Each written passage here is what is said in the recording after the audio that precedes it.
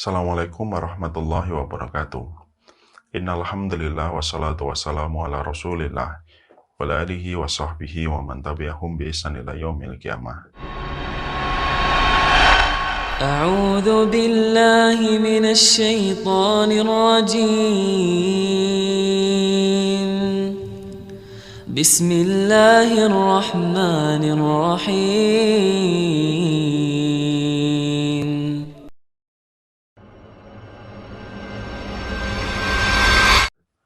Seluruh keluarga besar para penuntut ilmu yang semoga Allah memuliakan kalian, karena kalian selalu memuliakan ilmu yang Allah muliakan dalam kehidupan kita. Semoga kita diberikan oleh Allah petunjuk kebenaran dari hasanah dalam kehidupan di dunia, dan semoga kita senantiasa dipanjangkan umur kita di dalam ketaatan, dan yang terpenting semoga setiap urusan kita, dari perkara yang kecil dan besar, tidak luput dan tidak terlewatkan dari keberkahan hidup kita. Seluruh jamaah yang semoga Allah rahmati. Ketika kita berada pada tengah pandemi ini, banyak sekali berita yang kita jumpai dan berita yang kita dapatkan dari mereka yang sedang menunggu keluarganya ketika dirawat di rumah sakit. Terkadang di tengah pandemi ini banyak sekali berita dan informasi yang datang dari orang tua kita yang sakit, keluarga kita yang sakit, ketika mereka berada di ICU. Kemudian kita mendapati kabar dari para tenaga kesehatan, dari dokter dan perawat, bahwasanya kondisi keluarga yang sedang dirawat memburuk, saturasi oksigennya semakin turun, dan berbagai macam keterangan yang lainnya. Tentunya ketika kita berada pada pandemi ini tidak bisa untuk mendatangi keluarga kita, tidak bisa melaksanakan tugas kita untuk menemani mereka yang sedang dirawat secara maksimal di rumah sakit ketika di wabah pandemi ini. Karena prosedurnya adalah bagaimana kita tidak berinteraksi langsung dan kontak langsung dengan mereka yang sedang sakit. Tetapi pertanyaannya adalah bagaimana kalau kita mendapati kabar bahwasanya kondisi orang yang kita cintai semakin memburuk.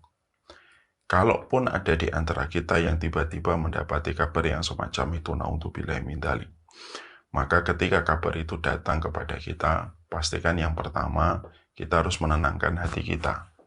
Lalu kita harus berpikir secara jernih bahwasanya apapun yang terjadi kepada saudara kita dan apapun yang terjadi kepada bapak dan ibu kita, tidak pernah lepas dari kasih sayang Allah kepada mereka dan tidak lepas dari penjagaan Allah kepada mereka. Kalaupun kondisinya memburuk, berarti kita pun yakin bahwasanya pasti ada hikmah kebaikan dan ada kebaikan pula yang diberikan kepada mereka yang terbaring sakit ketika kondisi memburuk. Ini penting, karena ketika kita dalam kondisi mendengar kabar tentang bapak dan ibu kita ketika kondisinya memburuk, biasanya hati kita ringkih dan hati kita sangatlah lemah. Dan biasanya ketika hati lemah, setan itu akan bermain-main serta menari-nari di hati kita, sehingga mengajak kita, menyeret kita kepada satu pikiran yang menyebabkan kita bisa dimurkai oleh Allah. Ini yang pertama. Yang kedua, ketika betul-betul kondisinya memburuk, maka mari kita konsultasikan kepada dokter yang merawat dan tenaga kesehatan yang merawat. Berapa persentase kemungkinan bapak atau ibu kita atau orang yang kita cintai bisa melewati kondisi yang memburuk ini?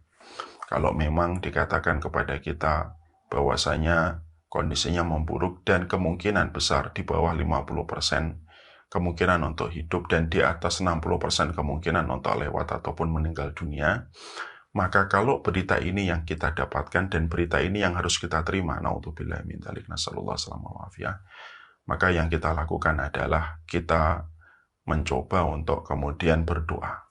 Dan di antara doa itu adalah ketika kita melihat dari kejauhan dan kita melihat betapa sakitnya kondisi orang yang sedang terbaring sakit dengan kondisi di bawah 50% kemungkinan untuk bisa bertahan, maka yang kita lakukan adalah salah satu doa, yaitu adalah yang pertama tetap mendoakan kesehatan, tetap mendoakan semoga mereka diberikan kekuatan untuk melewati masa-masa kritis ini.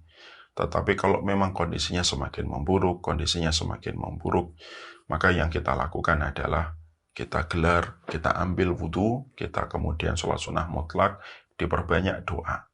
Dan salah satu doa yang bisa kita harus ucapkan ketika dalam kondisi yang semacam ini adalah Allahumma in kanal hayatu khairun lahu fahayyihi, fa in kanal wafatu khairun lahu tawaffahu. Ya Allah, kalau memang hidup itu baik untuk bapak saya, hidup itu baik untuk ibu saya, untuk paman saya, maka hidupkanlah ya Allah dan sehatkanlah mereka. Tapi kalaulah sesungguhnya kematian itu dan wafatnya mereka itu lebih baik untuk mereka, supaya mereka tidak merasakan sakit lagi, supaya mereka tidak sesek lagi dadanya. Kalau memang wafat itu baik untuk ayah saya, untuk ibu saya, untuk paman saya, wafatkanlah mereka ya Allah dan diberikan kepada mereka husnul khatimah. Jadi ini yang kemudian dikatakan oleh Rasulullah SAW.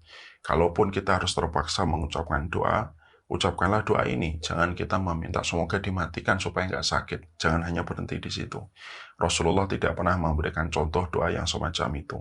Tetapi yang justru kita harus lakukan adalah berdoalah.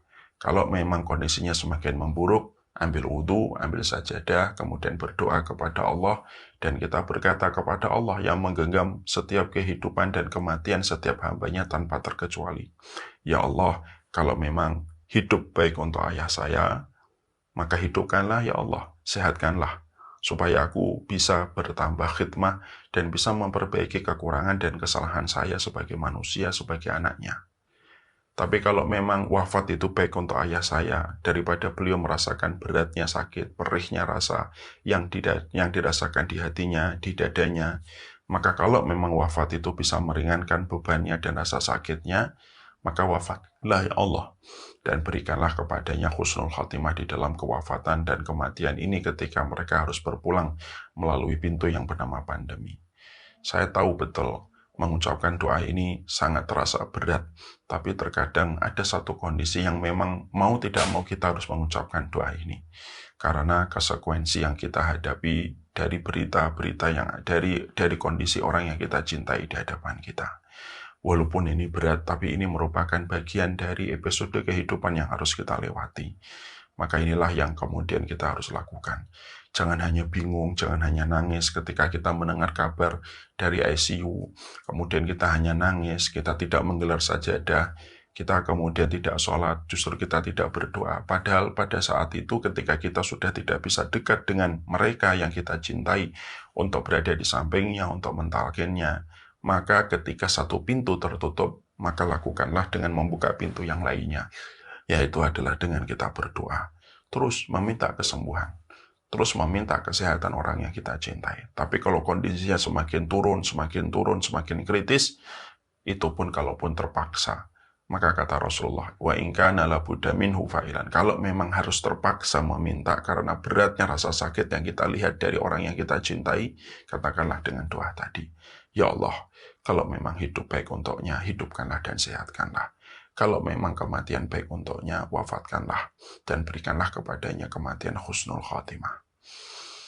Semoga mereka yang sedang melewati masa-masa yang semacam ini, semoga mereka yang sedang melewati episode yang semacam ini dikuatkan oleh Allah, dilapangkan hatinya, dan semoga Allah memberikan kesehatan kepada orang yang kita cintai, supaya kita bisa memperbaiki kualitas kita bersama mereka, bertambah khidmah kita kepada mereka, dan semoga ini bisa menjadi ilmu yang menjadi petunjuk, supaya hati kita yang sedang lemah ketika mendapati orang yang kita cintai berada pada penghujung usianya, hati kita tidak diombang-ambingkan oleh setan. Semoga Allah memberikan keberkahan dan afiat dalam setiap urusan kehidupan kita. Salam takzim kepada setiap keluarga kita, salam takzim kami dan doa kami kepada keluarga yang masih terbaring sakit, semoga diberikan kesembuhan. Semoga kita senantiasa mencintai ilmu, mencintai kebenaran.